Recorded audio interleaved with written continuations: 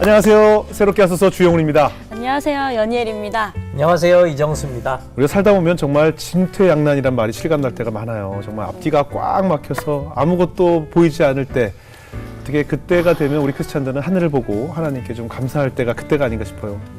진짜 이렇게 하늘 딱 보고 있으면 하나님이 동아줄 싹 내려주시잖아요. 이게 동아줄이 또 썩은 동아줄 아니고 이거 제대로 된 거 딱 내려온단 말이죠. 네, 오늘 모실 분도 이 진퇴양난의 연속이었다고 하고요. 고난이 끊이지 않는 그런 삶을 사셨다고 합니다. 그렇습니다. 그 정말 힘든 시월드 세계 속에 계시다가 또 사업도 잘 안 되고 게다가 또 자녀분의 아픔까지 있으신 분인데요. 이 고난의 연속이신 분을 오늘 한번 모셨습니다. 네. 네, 그럼에도 불구하고 삶이 아름답다고 고백하시는 분입니다. 대한민국 한복의 명가 명품 대상 수상자이신 이영휘 선생님 모셔볼게요. 어서 오세요. 반갑습니다. 그림 같아요. 안녕하세요. 한복의 그림 같아요. 그림 같은 게 아니라 그림입니다. 그래요? 야, 그림이잖아요. 네. 예, 그림 아닌 진짜. 줄 알았어요. 그림이잖아요. 그림이네. 진짜 복장도 너무 이쁘셔서 네. 원래 다른 게스트분들은 여기서 등장하셔서 이쪽으로 들어오시는데 한 바퀴를 아, 돌아서 네네네. 오셨어요. 보통 이렇게 손도 이렇게 흔들시고 오셨을 것 같아요. 그러셨어요. 아까 소개 들으니까 한복 부문으로 대한민국 명가명품 대상을 받으셨다고 네. 들었습니다. 네. 어떠셨어요? 정말 가문의 영광일 것 같은데요. 가문의 영광이죠. 네. 먼저 하나님께 감사드리고 네. 사실은 대한민국의 대학 교수분이나 정말 뭐 한복 전문가들이 네. 엄청 많으신데도 네. 제게 이런 상을 주셨다는 것은 하나님의 은혜고 하나님께서 하신 일이지 네. 제가 한 일이 아니에요. 아이고. 정말 이렇게. 놀랍고 너무 감사하고 아이고. 정말 그랬습니다. 아, 정말 겸손하시네요. 아니, 지금 이미지가 왠지 이렇게 단아하시고 그래서 왠지 사시면서 손에 물 한 방울 안 묻히시고 편하게 사셨을 것 같은데 오늘 저희가 오프닝에 고난의 연속으로 사셨다고 소개를 했잖아요. 어떻게 살아오셨는지가 굉장히 궁금해요. 일단은 그 시어머니 아까 얘기를 하셨는데 시어머님 때문에 처음에 이제 교회를 나가게 됐다고요? 네. 저희가 뭐 한 5년간의 연애를 이제 했어요. 네. 저 여학교 때 영어 선생님이었는데, 야, 드라마네요. 이제 5년 연애하다가 어머님께 인사를 가자고 그래서 네. 갔는데 어머님께서 한마디로 딱 물으시는 거예요. 네. 예수 믿나? 어. 그래서 아니요. 저 미션 스쿨은 다녔지만 네네네. 교회는 못 나갔어요. 아버님이 네. 워낙 완고하셨기 때문에. 그런데 그럼 안 된다 이러시는 거예요. 그래서 어머니 그럼 제가 예수 믿겠습니다. 네. 그 자리에서 믿겠습니다 하고 그날 어머님이 저를 부흥회하는 집회를 데려가셨어요. 처음 받는 날이요? 처음. 네. 그날 그 부흥회는 설교가 길으시잖아요. 예, 네. 그죠. 그걸 다 마치고 이제 왔는데 하나님께서 제가 꿈인지 이게 환상을 보여주시더라고요. 그래서 뭐 영화 필름이 쫙 지나가듯이 네. 그렇게 하나님이 나타나셨어요. 예. 양옆에는 뭐 천사들이 있고 큰 높은 보좌에서 세마포를 입으신 하나님이 나타나셔서 우리 친구 예수 믿는 친구들은 옆에 쭉 있는데 저한테 네. 이리 오너라 내게 오너라 이렇게 하시는 거예요. 그래서 제가 너무 놀라워서 좀 그분이 뭐 하나님인지도 몰랐지만 네 하나님 그렇게 만났어요. 하나님. 어머나. 그러니까 어떻게 보면 일단 출발은 시어머니 덕분에 네. 믿음을 시작하신 거예요. 근데 어떠세요? 그 시어머님이 굉장히 무서운 분이셨나요? 어떠셨어요? 시집살이를 제대로 하셨다는데 어떤 분이셨어요? 근데 처음 본 순간에 그 교회를 안 다니면 안 된다라고 자르신 거 보면 단호하고 아주 센 분이셨을 것 같은데요. 미리 알았어요. 왜냐하면 저희 이제 남편이 나이가 30이 넘도록 그렇게 꽤 많았는데도 장가를 안 가길래 제가 선생님 왜 결혼 안 하세요? 그랬더니 내게는 어머님 한 분이 계시는데 이 세상에 둘도 없는 분이야. 그래서 여자를 데려다가 고생시키고 싶지 않고 그래서 어머니를 내가 모셔야 하기 때문에 어머님 돌아가실 때까지 내가 결혼 안 한다. 이러는 거예요. 그러니까 더 좋아졌죠. 그런데 제가 그 자리에서 그 어머니 제가 모실게요. 프로포즈를 했어요. 대박. 먼저 좋아하셔. 먼저. 네. 근데 그 시어머니께서 신혼여행 가야 될 그 시간에 오산리 기도원으로 그럼 그렇죠. 신혼여행 겸 가신 거예요? 네, 첫날 네, 밤을? 네. 그 두 분이 같이 기도하셨어요? 갔더니 뭐 이제 네. 난리가 났어요. 목사님들 뭐 거기 신혼 부부가 왔다고. 그렇죠, 그렇죠. 그러면서 이제 뭐 강사님 방을 내주셨어요. 오. 강사님 방에서 잤잖아요. 우리. 어머나. 그랬는데 그날 이제 특송도 시켜서 저희가 이제 그 나의 갈 길 다 가도록 그 특송도 했어요. 신혼부부가 앞에 나와서. 네. 네. 그리고 거기서 하룻밤 보내고 신혼여행을 바로 떠났죠. 네. 아, 정말 은혜로운 결혼 생활의 시작이네요. 그렇게 시작을 하셨는데 그렇게 어떠셨어요? 시작했는데 어머님이 역시나 홀어머니의 역시. 이 아들이 남편이자 그렇지. 종교이자 아들이자 아들이자 애인이자 아. 뭐 이러셨어요. 나 우리가 이해해. 드라마에서 보던 바로 그 상황이군요. 네, 그 전에 그런 드라마를 봤을 때 네. 어떻게 저런 생활을 할까 이랬는데 저에게 닥친 거예요. 아. 우리 어머니 우리 방에 와서 주무세요. 네? 아, 신혼 부부. 네, 네. 그럼 아기가 안 생길 텐데. 그래도 낫죠. 우와, 이게 은혜 아닙니까? 안 오실 때. 대단해요. 근데 어머님이 오셔서 주무시는데 그것도 가운데 주무세요. 사이요? 네. 이야. 그렇게 하시니까 지금 또 갑자기 댓글 다는 소리가 막 들리죠. 와, 굉장히 우리 한국 여성들의 분노를 이제 일으키는 분노 유발 시어머니의 모습이네요. 그리고 이제 첫 아이를 낳았는데 네. 이제 제 아들은 제가 데리고 자고 네. 당신 아들은 당신이 데리고 자는 거야.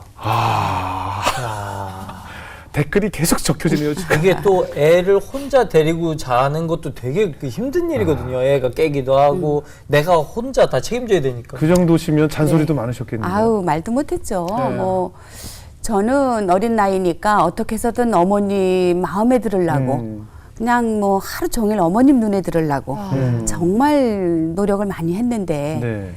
어머님은 모든 게 다 이제 그때 당시에 남편이 학교를 그만두고 네.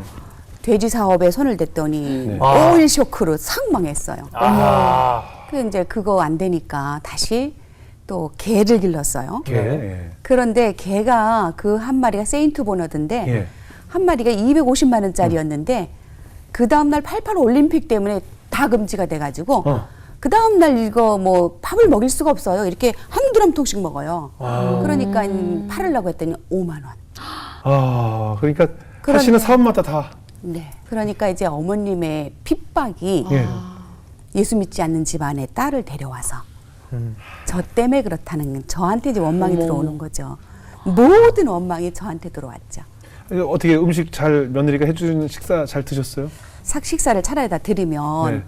안 드시니까 제가 어머님 죄송해요 잘못했어요 식사하세요 이제 이렇게 하면은 그 밥상을 제가 식사하세요 하고 나오면 그 밥상이 방문 앞으로 집어 던지시는 거예요. 진짜요?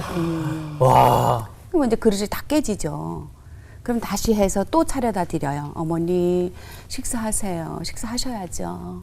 어머니 식사 안 하시면 쓰러지세요. 식사하세요. 또 차려다 드려. 딱 돌아서는 순간 저한테 날라와. 그럼 다 뒤집어 쓰죠. 야, 그 조선 시대에도 잘 그런 일이 없었을 것 같은데. 그러면 이제 다시 제가 어머니가 미운 게 아니라 이제 무서운 거죠. 그러면 다시 그 식사를 차려다 드리면 그릇이 다 깨졌잖아요. 네네. 그럼 제가 이제 다시 가서 플라스틱을 사다가 이제 차려드리면 집어 던지면 그것도 다 깨지는 거예요. 나중에 제가 플라스틱 스텐 그릇을 사서 스테인리스. 밥상을 차려다 이제 드려요. 그 이제 어머님 안 계실 때 몰래 차려다 놓고 이제 어머니 밖에 계시니까 어머님 식사하세요 하고 이제 얼른 나와 있죠. 그러면 어머님 들어가시면 나중에 보면 그것이 밥상이 다시 백문 밖으로 쏟아지는 거예요. 그렇게 하셨어. 그러니까 이제 그 그릇이 안 깨지잖아요. 그럼 이제 뭐 이렇게 교행이나 뭐 이런 걸 가지고 그 스텐 그릇을 부셔. 그렇죠. 왜 그렇게 하셨나 하면 일단은 예수 안 믿는 집안에서 데리고 왔다고 싫어하시면 당신이 교회를 나가셔야 되지. 교회도 안 나가시고. 당신은 교회도 안 안 나가시면서? 나가세요 이제. 안 나가셔요. 그냥 트집 잡으시는 트집 거네요. 잡으시는 거죠. 그러니까 저는 이제 어머님을 교회 모시고 가려고 하는 게 이제 또 목적이에요. 반대로. 네. 근데 남편분은 또 얼마나 속상하셨을까요? 너무 속상했죠. 사실은 당사자니까. 그러니까 하루 종일 아침에 나가면 저녁 밤에 들어오는데 네. 막걸리를 지지는 못해도 안고는 오는 거죠. 네. 막걸리 배에다가. 앞에다가 네. 그러면 이제 늘 취해 계셨구나. 얼마나 속상하겠어요. 그렇죠. 그래서 집에 가기 싫잖아요, 그러면. 그러면 이제 술이 취해서 이렇게 자면 음. 저는 이제 그 어머니 제가 모실게요 했잖아요. 네. 자존심도 있고 말이 또 그 남편을 아프게 하고 싶지 않았어요. 어머니 때문에 당신 어머니 때문에 내가 이렇게 아파요 이 소리를 안 하고 싶었어요. 그래서 이제 들어가서 누우면은 돌아 누워서 우는 거죠. 근데 남편이 아무리 술이 취했다고 해도 알죠. 알니까 제 손을 붙잡고 나 때문에 고생하는데 나 때문에 살자. 나 때문에 살자. 눈먼 3년, 규모리 3년, 벙어리 3년 이 세월을 매일 어떻게 버티셨을까 정말. 지금 돌이켜서 생각해 보시면 야 지금이라면 못하겠다 이런 생각 안 드세요? 아마도 지금이면 못할 것 같아요. 근데 그때는 철도 없었고 네. 초신앙이었고 네. 그다음에 사실은 남편을 끔찍히 사랑하는 마음이었어요. 왜냐하면 내가 이 사람의 어머니가 돼줘야겠다. 그 당시에 옆에 사는 아주머니가 저를 어느 날 부르시더라고요. 네네. 부르시더니 새댁 아니 대체 왜 살아? 그러니까. 신랑은 나이도 많고 못생기고 또 돈도 안 벌고 또. 어머니가 그렇다고 저렇게 구박을 하는데 왜 살아? 그러지 말고 우리 친정에 남동생 아직 장기 안 갔거든. 야, 이 점점 오늘 내가 사랑하던 애 특집인데. 그쪽으로 내가 중매해 줄 테니까 땀만 먹어. 이러는 거예요. 예. 근데 저는 딱 돌아서서 오면서 모르는 소리 마세요.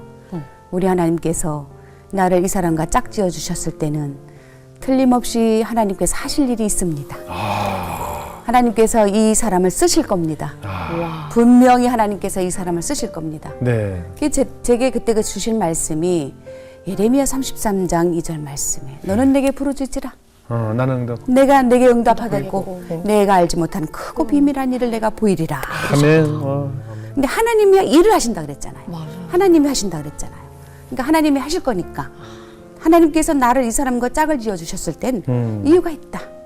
그때를 기다리자. 저는 이렇게 하고서 그걸 참고 살아낸 거죠. 요즘 같으면 그 하나님 말씀이 이 남자가 아닌가 보다 하고 보통들 다 뛰쳐나오거든요. 예? 그냥 저 남자가 사단인가 보다. 근데 어때요? 그럴 때는 시어머님과 둘이 있기 좀 답답하고 힘드시니까 어디 좀 가서 기도도 좀 하시고 좀 굉장히 집에 있는 게 곤욕이셨을 것 같아요. 저는 그러니까 아주 새벽마다 아이 낳은 날까지 새벽마다 기도하죠. 낮이면 또 어머님 그러시면 또 기도회로 뛰어가서 기도하죠. 교회에 뛰어가서. 네. 밤이면 밤마다 또 뛰어가서 기도하죠. 오직 기도. 그렇게 기도하니까 어떻습니까? 좀 시간이 지나니까 시어머님 좀 변화가 생기던가요? 네. 저희가 그렇게 10년을 살았더니 네. 어머님이 조금 변화가 있으시더라고요. 10년이 지나고 나서야. 네. 그러시더니 이제 시누이한테 가셔서 네.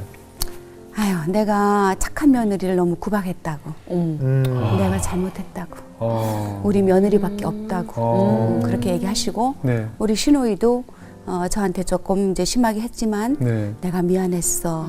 권사님이에요 그분도. 네. 내가 미안했어. 이래 하는데 정말 그 순간 모든 것이 다 눈 녹듯이 사실은 뭐 어머니가 밉지는 않았어요. 그냥 무서웠어요. 무섭고 시누이도 그랬는데 그게 다 눈 녹듯이 없어지더라고요.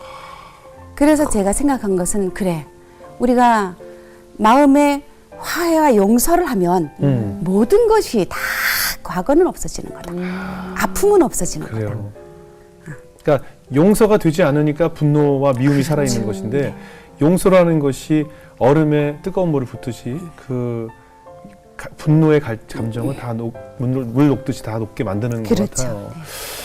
아유, 근데 아까 고난의 고난 계속 역경이 끊이지 않으셨다고 했는데 시어머님은 그 후에 어떻게 되셨어요? 오래 사셨어요? 어머님이 이제 저희가 17년간을 모셨습니다. 예. 그런데 그 이후에는 어머님께서 정말 이제 약간의 치매가 오셨나 잘은 모르겠는데 제가 밤에 10시, 9시에 퇴근을 하면 네. 우리 어머님이 저를 밥을 차려주시는 거예요. 저 던지지 그러셨어요. 그렇죠. 하셔가지고. 근데 이제 저는 샵에서 9시까지는 밥을 안 먹을 수가 없어요. 저녁을 먹었죠. 예, 그러나 어머님이 밥상 차려주시는 게 너무나 고맙고 아이고. 그게 너무 좋아서 네. 제가 밥을 또 먹어요. 그게 40kg에서 이렇게 쪘잖아요. 어머님 그래서 밥. 그걸 가리시기 네. 위해서 한복으로 갈아타신 거예요. 어머님은 그런데 이제 어머님이 제가 이제 뭐를 좀 사다가 놨다가 이렇게 놔도 그렇고 뭐가 없어지고 제가 입었던 옷도 벗어놔도 없어지고 네. 그래 어떻게 됐나 찾으면 어머님이 내가 태웠다. 네? 왜요? 치매가 오셔서. 지저분해서 내가 갖다 태웠다. 치매가 좀 오셨고. 이러시더니 뭐 산에도 불을 여러 번 놓으셔가지고 집 뒤로 그리고 뭐 불 때문에 견딜 수가 없는 거예요. 뭐 자다가 말고도 불 난 거 아닐까? 뭐 너무너무 두렵죠. 그랬는데 어느 날 어머님이 실종이 됐어요. 실종이 됐어요. 17년 되던 해에. 예. 그래서 정말 뭐 정말 저희는 뭐 어머님 찾느라고 이루 말할 수 없는 고통을 당하는데 네. 아무리 찾아도 없어요. 친구 집에 가신다고 가셨는데 안 돌아오신 거예요. 예.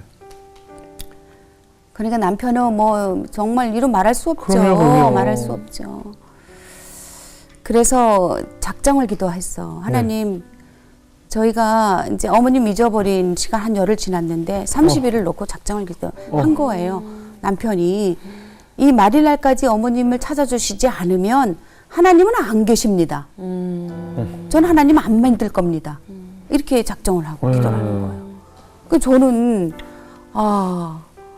뭐 이루 말할 수 없는 고통 가운데 그렇겠죠. 정말 하나님 이 남편이 이제 마음 잡고 신앙생활 하는데 못된 신앙이었지만 제가 더 열심히였어요. 네. 다시 역으로 제가 전도한 네네. 거였거든요. 이 남편이 하나님 떠나면 안 됩니다. 하나님 도와주세요. 하나님 도와주세요. 이제 기도하는 거죠. 네. 30일을 정말 피 눈물로 기도했고요. 30일이 얼마나 고통스러웠을까요? 네. 근데 그 30일 마지막 날이 주일 아침이에요. 네. 네. 연락이 없어요. 그러면 오늘 주일 예배 드리고 오면 우리는 남편은 마지막 예배겠구나.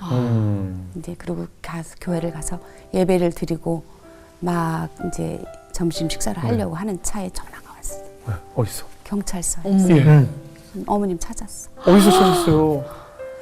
젊은 사람이 도저히 올라갈 수 없는 구부능선 네. 바위 밑에서 찾았어요. 거기서 생각 계셨어요? 돌아가셨죠. 돌아가셨어요? 근데 지금도 미스테리예요. 구부능선까지는 젊은 사람도 올라가기 힘들어요. 시신을 발견한 네. 거였군요. 근데 아직 어떻게 해서 돌아가셨는지는 아직도 사인은- 모르는 거예요. 모르죠. 그렇게 어머님이 돌아가셨어요. 그럼 그 당시에도 약간 치매가, 약간 치매가 있으셔서 있으셨죠. 아마 어디론가 나가셨다가 변을 당하셨네요. 아이고. 너무 안타까워. 그러면 그 남편분도 얼마나 상심이 컸을 것이며 말로 할 수가 없었죠. 온 가족이 받았을 상처가. 근데 이런 일들 시어머니 때문에 겪었던 고통들도 많은데 또 빚이 자꾸 네. 생기셔서 고통스러우셨다고요. 그 중에 또 이제 저희가 인감도용 당했고 네. 보증을 섰고 이래서 하루아침에 그야말로 모든 재산이 경매로 하루아침에 다 날라갔어요. 뭐 어마어마한 뭐 공장 100평에 땅 700평에 집에 두 채 있던 어머. 것을 뭐 다 날렸죠. 왜요? 원래 빚이 좀 있으셨나요? 아니요, 그 보증을 섰던 보증 게 섰대요. 잘못된 거죠. 그 보증도 예. 사채업자한테 보증을 섰던 거예요. 아니, 남편이. 그래서 하루아침에 엄동설안에 1월 2일 날 저희가 이제 나오게 됐는데 네. 그때는 정말 더 너무 행복했어요. 왜요? 왜요? 그 땅이 사실은 우상이었어요. 뭐 하다가 안 되면 그 땅 팔면 돼. 뭐 하다 빚을 지게 되면 그 땅 팔면 돼. 그것 땅 담보 맡기면 돼, 뭐 이런 거. 그 땅 팔아서 빚 갚고 우리 뭐 서울에 나가서 집 한 채 살 수 네. 있어. 예, 예. 어허. 그 땅 팔면 돼. 네. 이렇게 한 거예요. 예. 이 우상에서 벗어나게 된 거예요. 아. 너무너무 저는 행복했어요. 경매당했는데 세입자들 다 해주고 못 다 해준 거는 제가 나중에 벌어서 다 갚아줬어요. 예. 그런데 그 당시 저희 집이 구해야 되잖아요. 네네. 근데 돈이 한 푼도 없는 거예요. 근데 하나님께서 예비해 두셨더라고요. 그 당시에 그때가 IMF 때예요. 네. 네. 그 하나님, 아니, 주님, 우리 집 구하러 갑시다. 제가 운전하면서 주님 타세요. 타셔. 주님 갑시다. 뭐 험곡에 가도 뭐 제가 운전하면서 계산을 넘어 험곡에 가도 하나님, 주님이 나보고 저기 산 꼭대기에 가서 얘야 너 천막 치고 살아라. 또 다리 밑에 가서 너 자리 깔고 너 여기서 살아라. 네. 주님이 오신다면요? 주님이 거기 산 꼭대기 오실 거예요? 좋아요. 다리 밑에 오실 거예요? 좋아요. 그렇게 사시죠 뭐. 제가 이랬어요. 그리고 주님 타세요. 오늘 집 구하러 갈게요. 근데 어느 곳으로 안내를 하시는데 이미 하나님께서 예비를 해두셨던 거예요. 네. 그 당시에 25평짜리 아파트가 전세가 2,500, 오. 월 1,000에 한 50. 예. 그런데 뭐 돈이 어디 있나요? 그래서 이제 그 집을 제가 얻겠습니다 했더니 그분이 누구냐 하면 군인이었는데 명퇴를 하시는 거예요. 네. 전세를 얻어놨던 거야. 네. 아. 전세를 얻어놨던데 주인이 안 빼주는 거야. 어. 그러니까 이제 이걸 이제 자기는 가야 되잖아, 이사를. 예. 그러니까 저한테 월세를 놓겠다고. 그래서 저한테 그냥 1,000에 30을 달라고. 하나님께 지혜를 주시더라고요. 저 1,000이 있어도 안 드려요. 왜냐하면 저 경매당해서 재산 다 날리고. 근데 이거 사실 저 아저씨가 주인 아니잖아요. 그렇지. 아저씨가 나 떼버리면 어떡해요? 세게 나가셨어요. 안 돼요, 저 못 줘요. 그러지 마시고 이거 기한이 얼마 남았나요? 그러니까 9개월 남았대. 9개월? 그러지 마시고 그러면 제가 월 30만 원씩 드릴게요. 제가 보증금 없이. 보증금은 제가 100만 원 드릴게요. 그랬지. 100만 원 드리고 월 30만 원씩 해서 그 대신에 9개월치를 한꺼번에 드릴게요. 그랬더니 뭐 이분이 오케이 하더라고요. 오케이죠. 돈이 급하니까. 하나님 예비해 두셨던 거예요. 그 당시에 100에 30만 원짜리 25평 아파트가 어디가 있어요. 그렇죠. 그래서 제가 그때 다 한꺼번에 주고 그 집에 들어갔죠. 근데 9개월 됐는데 역시 주인이 안 빼주니까 제가 그 자리에 그 한 더 1년을 더 살게 됐던 거예요. 그때 하나님께서 물 붓듯이 부어주시더라고요. 그러니까 이제 1분도 안 자고 일을 했어요. 1분도 안 자고. 이게 이제 그 셔터 안으로 빛이 들어오면 일하다가 어머 아침이네 이렇게 밤을 새고 일을 했어요. 어머나. 이게 이제 물 붓듯이 부어주는데 네. 그 그때 어느 날 한복을 하신 거예요? 네 한복을 했죠. 근데 어느 날 이제 저희 아들은 이제 고3이었는데 전화가 왔어요. 그 아이가 엄마 좀 돕겠다고 저녁으로 알바를 했는데 네. 들어올 시간이 됐는데 안 들어오는 거야. 그러더니 전화가 왔어. 근데 순간 쭈삣하는 거예요. 그 전화를 받았더니 아무개 학생 어머니입니까? 네. 순간 이제 뭐가 올 것이 무슨 일이 생겼구나. 병원입니다. 어떻게 된 건가요? 교통사고입니다. 죽었습니까? 와보세요. 그 이제 저희가 갔죠. 둘이 제가 운전하면서 병원까지 가는데 말 한마디를 안 하고 가요. 이거 갔는데 병원 문 딱 열고 들어오는데 침대가 하나 나오더라고요. 그런데 하얀 시트는 안 덮여 있더라고요. 그랬더니 이렇게 엄마 이러는 거예요. 그 아들이 살았어요. 그럼 아드님은 그때 교통사고 난 이후에 그냥 쭉 이제 지금 잘 건강히 잘 있나요? 아니죠. 이제 그 이후에는 그 아들이 사실은 그 이제 필리핀으로 다시 또 언어 유학을 갔는데 네. 거기서 사실은 그 결혼을 하겠다고. 네. 그래서 운명적인 사랑을 만났다고. 네. 그래서 이제 거기서 결혼을 하고. 현지 여성과? 네. 필리핀 여성과? 네. 네. 그게 저는 상당히 놀랬지만 제가 자랄 때 아이들한테 그랬거든요. 저는 정말 사랑하는 사람과 결혼을 했다. 네. 지금까지도 후회하지 않는다. 너희들이 딸에게는 이혼남이라도 상관없고 이혼녀라도 상관없고 가정에 어떠한 가정의 자녀라도 상관없다. 단지 너희 둘이 이 사람 아니면 난 죽어. 이 정도로 사랑한다면 나는 결혼을 허락한다 그랬어요. 제가 어머니 아버님이 너무 결혼을 허락하지 반대하시- 않으셨던 결혼을 했기 때문에 네.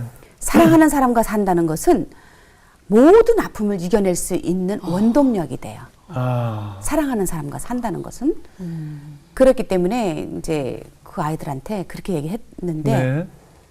사실은 뭐 외국인 여성과 결혼할 줄은 상상도 못했던 네, 거죠. 네. 코를 찔렀네. 네. 아. 그랬는데 제가 그런 말도 했잖아요. 네. 그 이혼녀가 아이를 데려오고 오면 그 아이를 내 자식으로 삼겠다. 네. 내가 할머니가 돼주겠다. 뭐 이런 얘기까지 다 했었는데 다행히 뭐 아이를 없는 저 외국 여성인데 제가 처음엔 놀랬지만 받아들였죠. 네. 그리고 결혼을 시켜줬고 거기서 이제 공부도 하고 음. 코피노 사역을 하길 원했어요. 저희는 그 한국 코피노 사역 아이들 알죠? 네, 알죠. 네. 그 아이들이 갈 곳이 없어서 낮에는 무덤을 파고 들어가 있고 아이고. 더우니까 음. 밤에는 나와서 도둑질하고 구걸하고 음. 이런 아이들 돌보라고 보냈는데 처음에 잘 돌보고 했어요. 네. 그러더니 결국은 나중에 사고로 이 아들도 결국은 그 오토바이 사고로 죽을 뻔했던 아들이 결국은 사고로 하나님 곁으로 갔어요. 얼마나 마음이 힘드셨을까요? 이루 말할 수 없었죠. 그때는 진짜 한 번쯤 하나님 원망했을 것 같은데요. 원망이 아니라 그 당시 그 전에도 그런 어려움과 고통과 많은 어려움이 있었지만 저는 정말 하나님께서 저에게 주신 말씀이 있잖아요. 네. 칼이나 기근이나 적신이나 생명이나 사망이나 그 어떠한 것도 예수님의 사랑에서 끊을 것은 아무것도 없다. 이 말씀을 주셨기 때문에 그래 나는 하나님한테 붙어 있는 거야. 하지만, 그랬는데 네. 그때에 이제 자식이 그렇게 가고 나니까 그때는 이제 하나님 저한테 왜 이러시는 거예요? 그럼요. 그러시죠. 하나님 저한테 왜 이러시는 거예요? 정말 왜 이러시는 거예요? 어떠한 일이 있어도 저는 하나님을 떠나지 않을 사람이에요. 그럼요. 아무런 아픔을 주셔도 떠나지 않는 사람이에요. 근데 저에게 원하시는 게 뭐예요? 저에게 원하시는 게 뭐예요? 제가 원하시는 대로 할게요. 그랬죠. 근데 제가 아픈 것보다 남편이 아픈 게 더 걱정인 거예요. 저는 남편이 아픈 게 가장 싫은 거예요. 그래서 남편이 있는 곳에선 절대로 안 울어요. 오히려 제가 남편한테 사람이 태어나는 것은 순서가 있지만 가는 것은 순서가 없어. 천국 가서 우리가 만나면 되지. 이제 이렇게 했어요. 서로 위로를 했죠. 그랬는데 남편 앞에서는 안 울죠. 참죠. 그리고선 제가 매장에 옥상에 올라가서 하늘을 보고 펑펑 우는 거죠. 그렇죠. 하나님 왜 이러세요? 정말 저한테 왜 이러시는 거예요? 저 너무너무 아파요. 너무너무 아파요. 너무너무 아파서 견딜 수가 없어요. 하나님 왜 이러시는 거예요? 막 울부짖으니까 하나님께서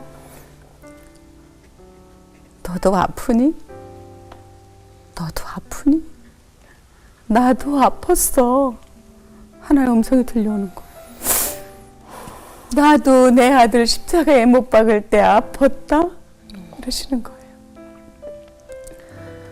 저는 하나님이 신이시였기 때문에 아프신 줄 몰랐었거든요.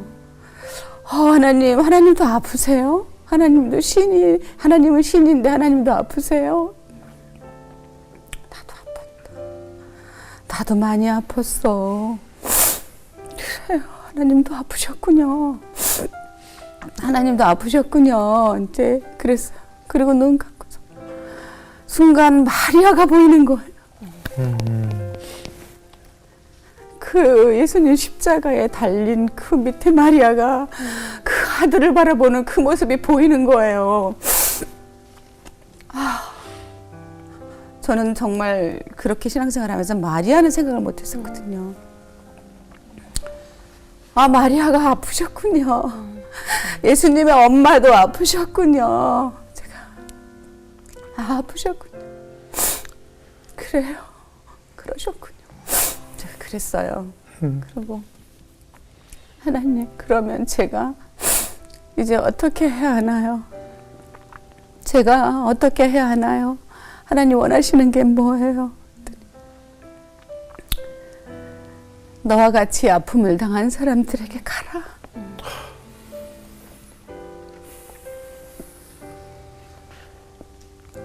자식을 잃은 어미, 남편을 잃은 아내에게 가라. 아무리 목사님이 보석 같은 말씀을 전해도 받아들이기 힘들어. 그러니 네가 가서 말하면 된다 그러시는 거예요. 네, 그 이후로 알겠습니다. 제가 알겠습니다 하고 내려왔는데 그 이후로 하나님께서 저에게 남편을 잃은 아내를 붙여주시고 네. 그래서 그렇게 자녀를 잃은 엄마를 위로하는 일을 하려고 지금 준비하고 있습니다.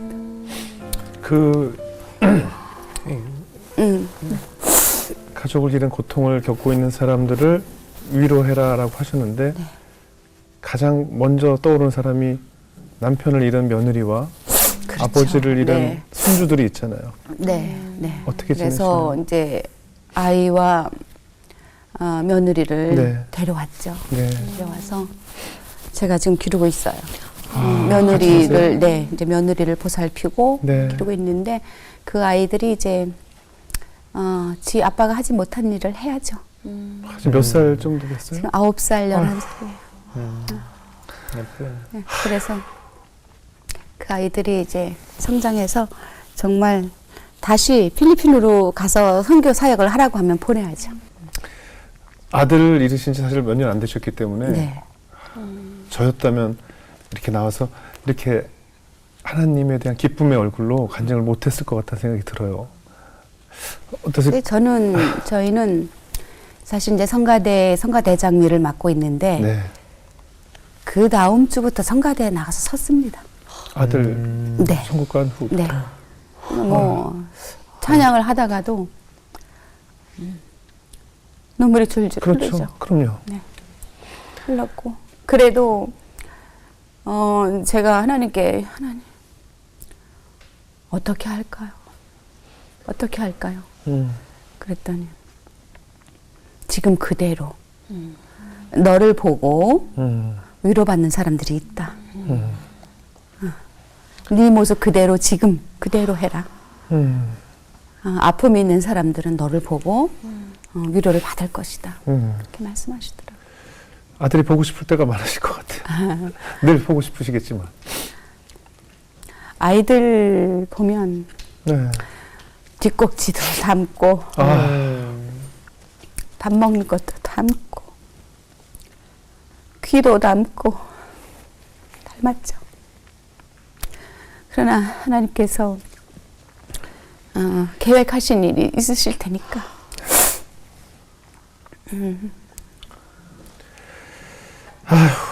참 이렇게 고우신 우리 선생님에게 이렇게 참 많은 일들을 겪으시고 시집생활도 하시고 참 많이 힘드셨을 것 같은데 하늘에서 보고 있을 아들에게 가끔 혼자 메시지를 전하실 때도 있을 것 같아요. 아들아. 그러죠. 그렇죠? 그러죠. 혼자 기도하시면서 네, 그러죠. 아들에게 마음의 편지를 보내실 네, 때가 네, 많을 것 그러죠, 같아요. 어떻게 편지를 보내세요? 얘야, 내가 남겨준 이 아이들 내가 잘 보살피고 있어. 그리고 내가 살아갈 수 있는 힘이 된다. 고맙다. 고마워. 이 아이들 잘 키워서 주의 일꾼 만들고 다음에 천국에서 만나자. 내가 잘 기를게. 이렇게 하죠. 아유, 참 인생이 고비고비 뭐 계속 매 순간 힘드셨을 텐데 어떤 분이 계속 지나갈 수 있도록 이렇게 지원해 네. 주는 분이시다면서요? 그분은 제가 이제 교회에서 40일을 작정하고 새벽 기도를 그때 이제 네. 하고 있었을 텐데 마지막 날 전 이제 우리 성가대원들을 다 이름 부르며 기도하고 찬양 사역을 하시는 분이 기도 시간에 찬양을 계속 해주시는 분이 있으셨는데 네. 그분을 놓고 기도하는데 하나님께서 내가 저 사람 신학을 보내라고 이런 음성을 주시는 거예요. 그래서 저 사람을 내가 그 음성을 주었고 크게 사용하려고 하는데 깨닫지를 못하고 있어. 그러니까 네가 신학을 보내라 이러시는 거예요. 네. 그러길래 저는 네 알았습니다 그랬죠. 두 말도 안 해요. 네 알았습니다. 그냥 무조건 순종이군요. 네. 그리고 이제 예배를 마치고 나오면서 남편하고 딸에게 그랬죠. 나 오늘 하나님께서 저분을 신학 공부 시키라는데 그랬더니 남편이 그래? 잘 됐네. 자네는 할 수 있어. 하나님이 하게 하실 거야. 뭐 이러는 거예요. 그러더니 딸도 옆에 있다가 엄마 축하해. 딸은 그때 대학 CCC 훈련을 받고 있었어요. 네. 엄마 축하해.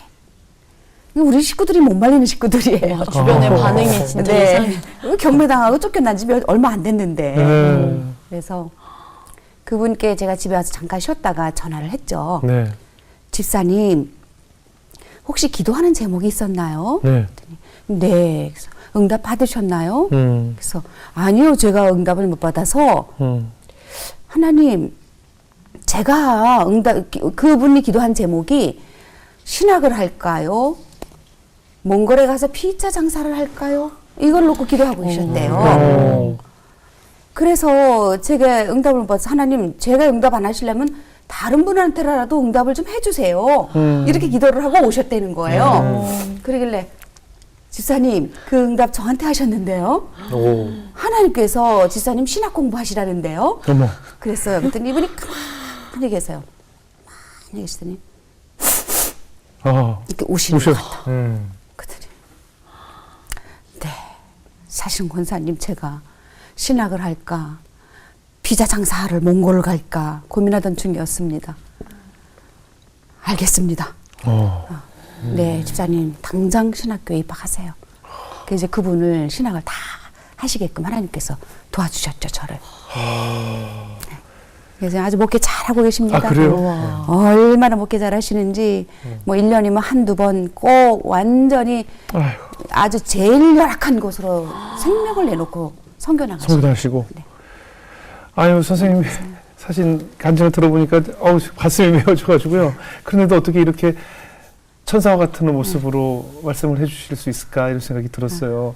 우리 연희엘 자매는 계속 신기한 듯이 넋을 놓고 바라보고 있는데. 저는 이렇게 선생님께서 이렇게 고백할 수 있는 것 자체가 하나님의 절대 주권을 인정하시는 게 뭔지 알 것 같아요.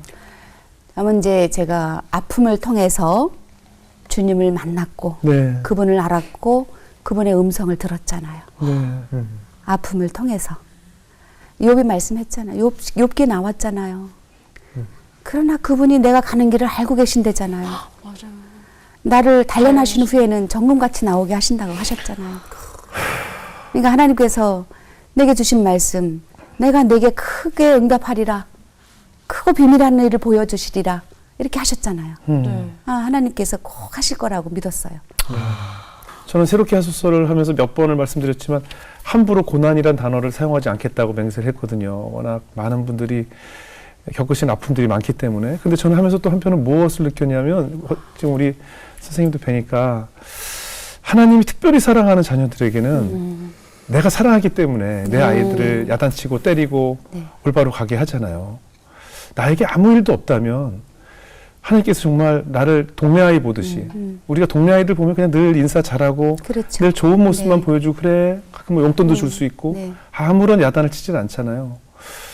나에게 정말 아무런 일도 없다는 것이 어쩌면 그게 또 다른 고난일 수 있겠다는 생각이 들었어요. 고난은 받아들이게 달렸어요. 고난은 내가 잘 견뎌내면 유익이 되는 거고 네. 고난을 힘들게 받아들이면 고통이 돼요. 네. 그래서 고난은 내게 유익이라고 말씀하셨잖아요. 네. 고난을 통해서 주님과 더 가까워졌고 네. 주님을 만나서 주님의 음성을 듣게 됐잖아요. 네. 고난은 유익입니다. 정말 올해 2020년 제가 볼 때는 전 세계인의 고난의 한 해가 되지 않을까. 이게 언제까지 갈지 모르겠지만 네. 그렇다면 우리 선생님 말씀을 들으면서 정말 이것이 축복의 기회다라는 생각이 들고 더 뜨겁게 기도하고 더 뜨겁게 이 고난을 어떻게 이겨내느냐에 따라서 앞으로의 우리의 전 세계 크리스찬들의 삶이 정해지는 운명과 같은 한 해가 되지 않을까 이런 생각이 들었습니다. 저희도 선생님처럼 뜨겁게 기도하고 싶어지네요. 오늘 귀한 자리도 감사하고 마음속에 있는 이야기를 꺼내주셔서 정말 감사하고 많은 분들에게 감동이 되었으리라 믿습니다. 선생님 다시 한번 감사합니다. 네, 감사합니다. 고맙습니다. 네.